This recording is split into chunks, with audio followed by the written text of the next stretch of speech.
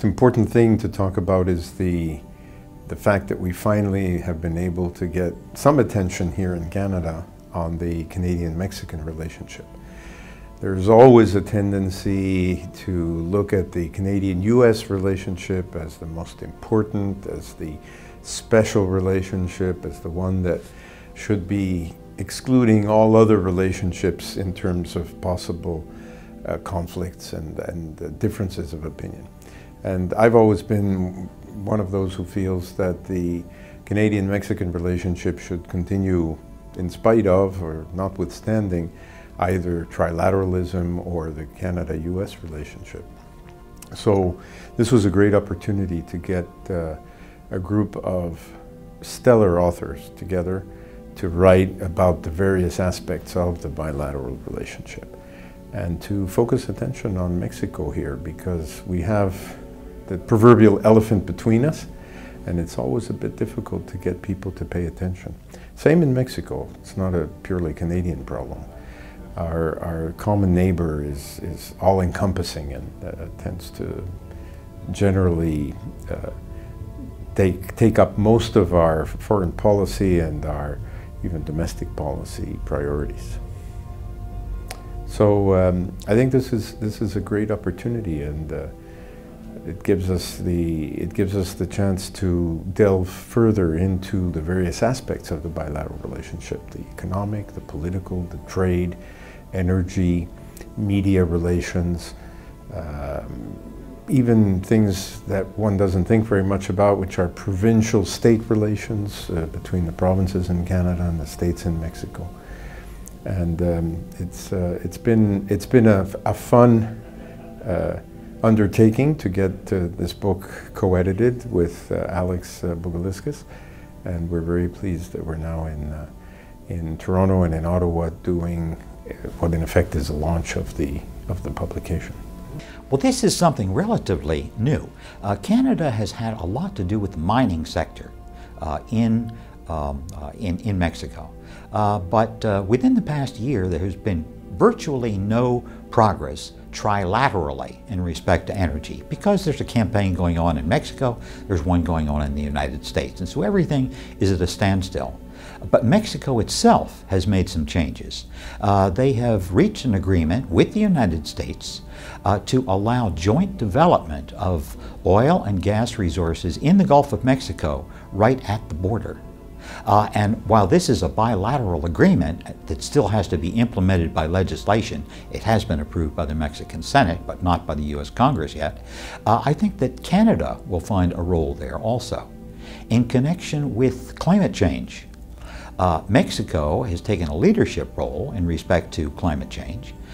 It's done so on its own terms. I personally feel, although I don't want to meddle in Canadian politics, that Canada also should not be timid about developing its own reaction to the threat of climate change.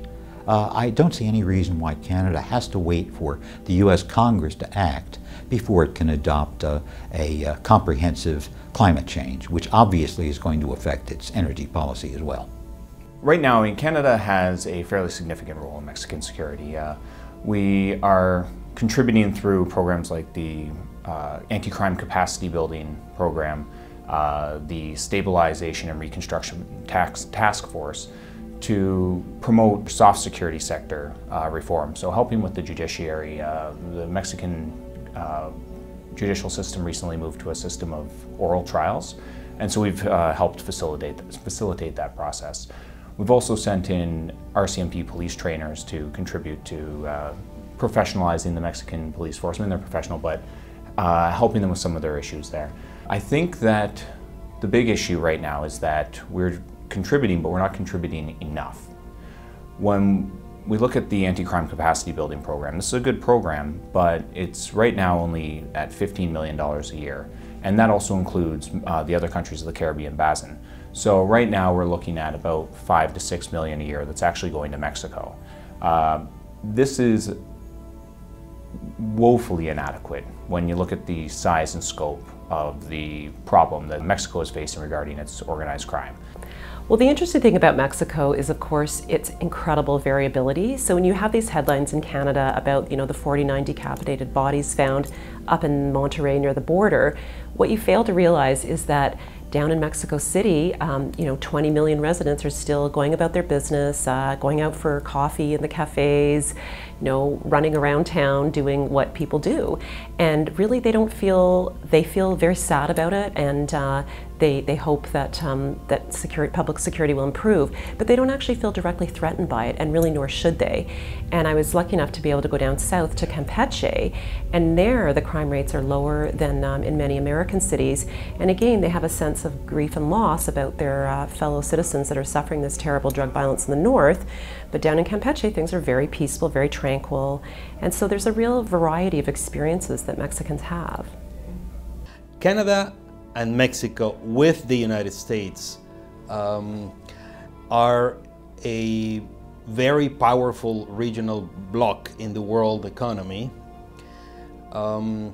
We have everything that it takes to be competitive at the global level, vis-a-vis Asia and Europe and the rest of the Americas as well.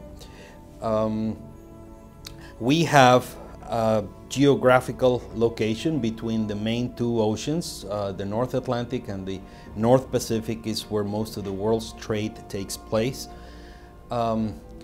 We have vast natural resources. We are becoming self-sufficient in energy. We have skilled work. We have just about all the resources, the technology to become a production, manufacturing, innovation powerhouse. We just need the arrangements that will lead us to that.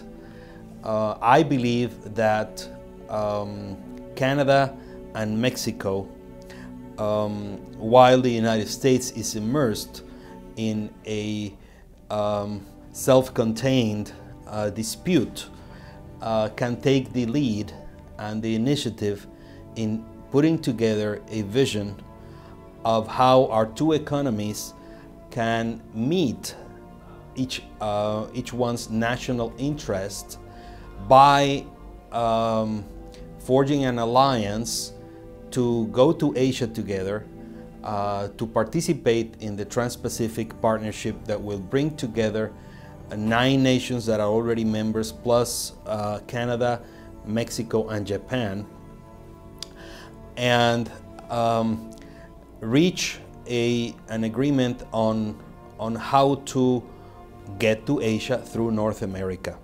Canada and Mexico and the whole North American region have all that it takes to become a mightily competitive region if we just understand that our synergies, our complementarities, and the strategy to pool resources will yield more results and better outcomes than going it alone.